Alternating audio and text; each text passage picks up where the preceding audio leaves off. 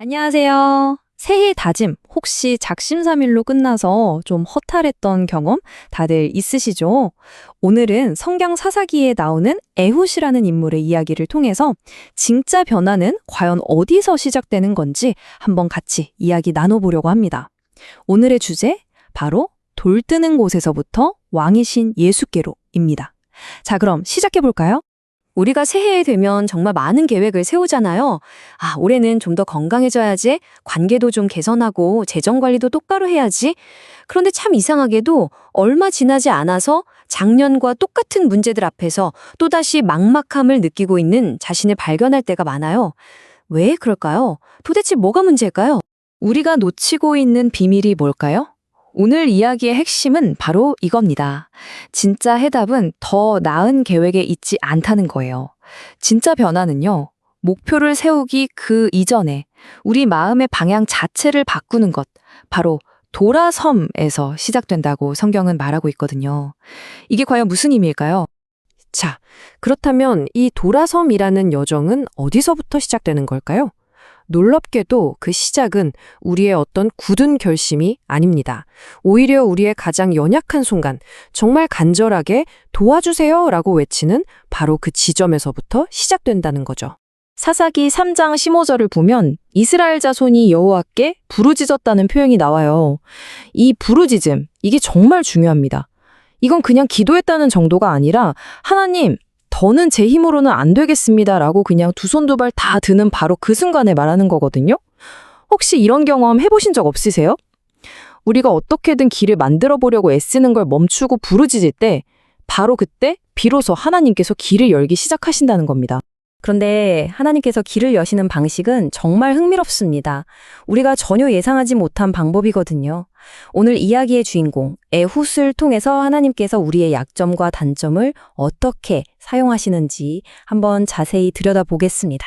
성경이 굳이 에훗이 왼손잡이였다고 콕 집어서 언급하는 데에는 다 이유가 있습니다. 이게 단순히 그의 신체적인 특징만을 말하는 게 아니에요. 당시의 기준으로 봤을 때 그는 주류에서 벗어난, 어쩌면 약점으로 보일 수도 있는 그런 예외적인 존재였다는 걸 암시하는 거죠. 바로 이 지점에서 하나님의 놀라운 방식이 드러나는 겁니다. 이 슬라이드를 보면 딱 감이 오시죠? 세상은 늘 강하고 높고 힘 있는 것을 기준으로 삼잖아요. 하지만 하나님의 방식은 정반대일 때가 정말 많습니다. 그 가장 극적인 예시가 바로 십자가죠.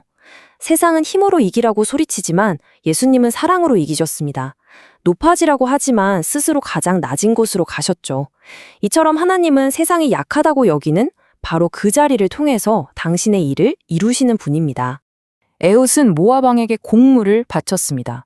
이건 그냥 세금이 아니라 굴욕과 압박의 상징이었어요. 우리 삶에도 이런 곡물이 있습니다. 매일같이 반복되는 경제적인 압박, 사람들과의 관계에서 오는 그 무거움, 또 건강에 대한 염려처럼 우리를 짓누르는 것들 말이에요. 여기서 정말 중요한 사실이 있습니다. 하나님은 이 모든 문제가 다 끝난 후에 찾아오시는 게 아니라 우리가 바로 그 고통스러운 일상 속에서 곡물을 바치고 있을 때 바로 그 현장에서 구원을 시작하신다는 점입니다. 자, 이제 이야기의 가장 결정적인 순간, 하이라이트로 가보겠습니다. 에훗의 행동에서 우리는 진정한 변화의 전환점이 무엇인지 발견하게 될 겁니다. 그리고 그 장소는 바로 돌 뜨는 것입니다. 성경은 에훗이 그냥 돌아온 게 아니라 돌 뜨는 곳에서부터 돌아왔다고 아주 구체적인 장소를 명시하고 있어요. 왜 하필 이 장소였을까요? 이 장소의 상징적인 의미가 바로 오늘 이야기의 핵심을 그대로 꿰뚫고 있습니다. 돌 뜨는 곳은요, 바로 여러분의 마음속에 있는 상징적인 장소입니다. 하나님의 말씀보다 내 염려가 더 커지는 곳, 하나님을 신뢰하기보다 내 힘으로 어떻게든 모든 걸 통제하려고 애쓰는 곳, 바로 나만의 우상을 정성껏 깎아 만들고 있는 바로 그 자리입니다. 바로 그 돌 뜨는 곳에서 그냥 지나치지 않고 방향을 탁 틀어서 하나님께로 돌아설 때 바로 그때 비로소 진짜 새해가 시작되는 겁니다. 달력이 한 장 넘어가는 게 중요한 게 아니라 내 마음의 방향이 전환되는 것, 그것이 진정한 시작점이라는 메시지죠. 에훗은 분명 이스라엘을 구했습니다.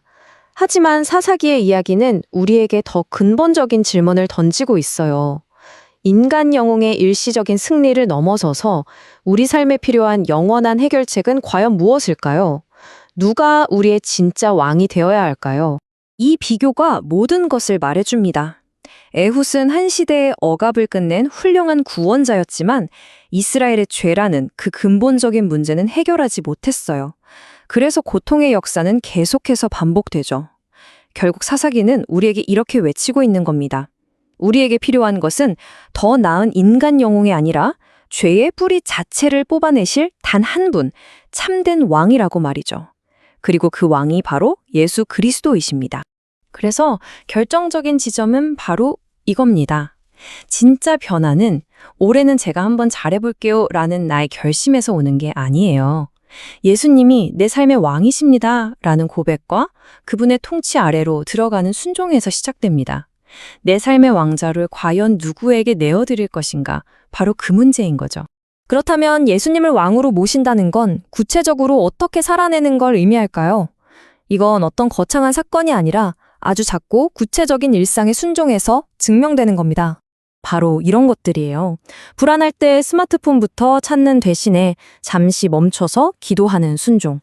두려운 말이 툭 튀어나올 때 아니야, 주님께 맡깁니다 라고 신뢰를 고백하는 순종.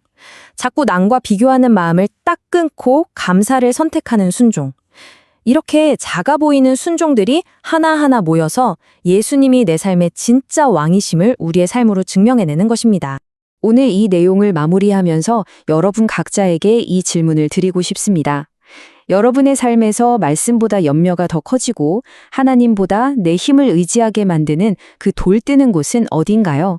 그리고 가장 중요한 질문입니다. 오늘 당신은 그 자리에서 어느 방향으로 돌아서시겠습니까? 그 돌아섬의 용기가 바로 당신의 진짜 새해를 열어줄 것입니다.